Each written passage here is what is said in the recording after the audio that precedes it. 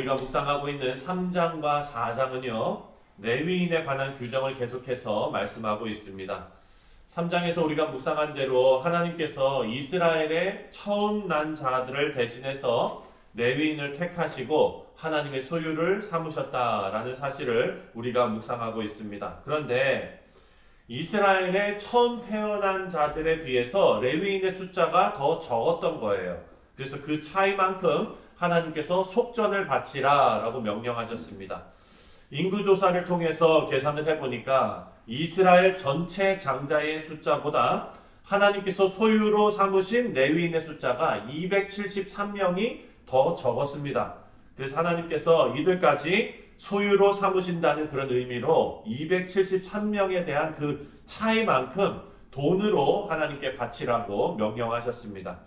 이 말씀을 읽으면서 하나님께서 계산이 참 정확하시구나 이런 생각이 되지요. 하지만 이것은 한 생명이라도 하나님께서 가볍게 여기지 않으시는 그런 하나님의 사랑이 담겨져 있는 내용입니다.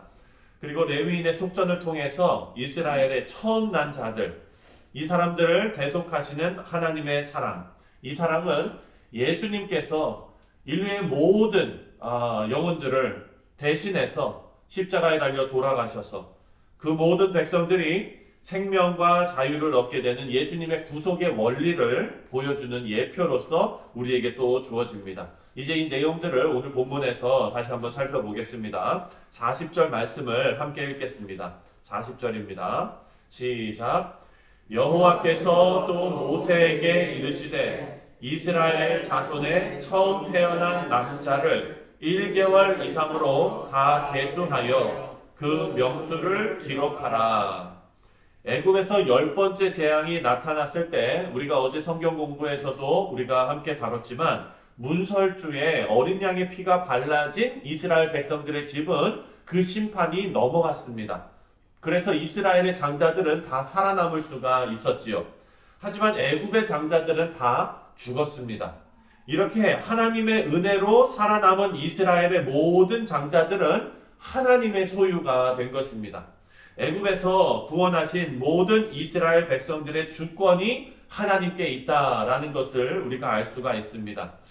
우리 사랑하는 성도님들, 우리도 마찬가지죠. 우리는 예수님의 십자가 사건으로 죄와 사망에서 구원을 받고 새 생명을 얻게 되었습니다. 그렇다면 예수님을 통해서 하나님의 자녀가 다 된 우리들은 모든 주권이 우리에게 있는 것이 아니라 모든 주권이 하나님께 있다는 사실을 우리가 인정해야 되는 것입니다.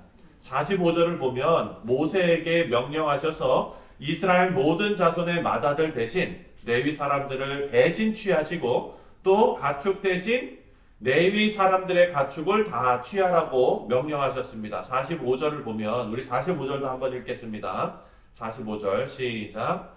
이스라엘 자손 중 모든 처음 태어난 자 대신에 레위인을 취하고 또 그들의 가축 대신에 레위인의 가축을 취하라. 레위인은 내 것이라. 나는 여호와니라.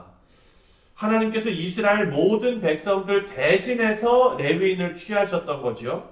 그래서 레위인들은 이스라엘 사람들을 대표하고 대신하는 사람들로서 하나님께 지명받은 것입니다. 그래서 하나님께서 레위인을 취하시는 일을 통해서 이스라엘 백성들의 눈으로 그들이 직접 우리의 구속이 어떻게 이루어졌는지를 눈으로 볼 수 있게끔 하나님의 은혜를 시청각 교육으로 가르쳐주고 계시는 것입니다. 이것은 마치 예수님께서 모든 인간을 대표하시고 대신해서 십자가에 달려 죽으심으로 우리가 대속의 은혜를 받은 것을 상징하는 그런 동일한 은혜를 레위인을 취하심으로 이스라엘 백성들에게 가르치고 계십니다. 46절과 47절도 함께 읽겠습니다. 46절, 47절 시작. 이스라엘 자손의 처음 태어난 자가 레위인보다 273명이 더 많은 즉 속전으로 한 사람의 5세겔씩 받되 성소의 세겔로 받으라. 한 세겔은 20데나리라.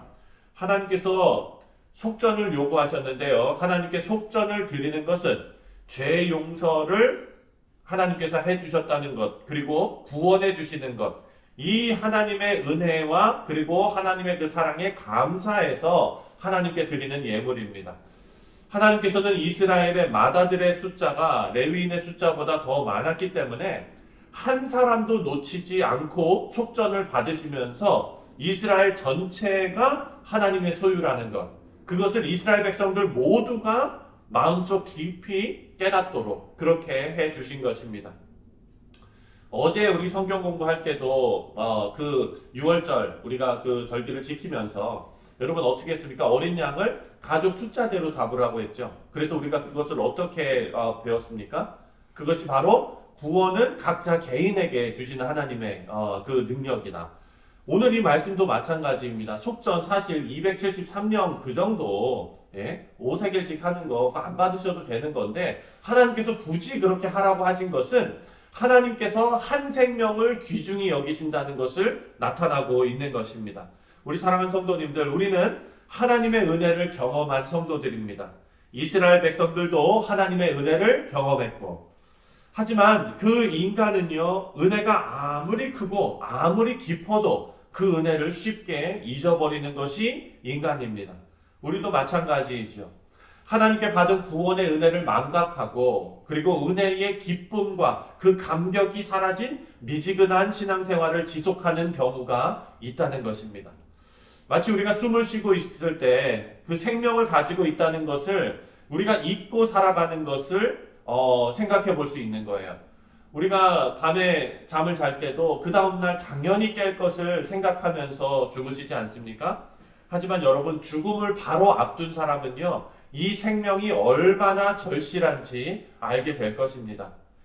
우리가 받은 영원한 생명은 예수님의 십자가를 통한 처절한 희생과 그리고 그 죽음으로 인해서 우리에게 주어졌다는 것을 우리는 꼭 기억해야 합니다.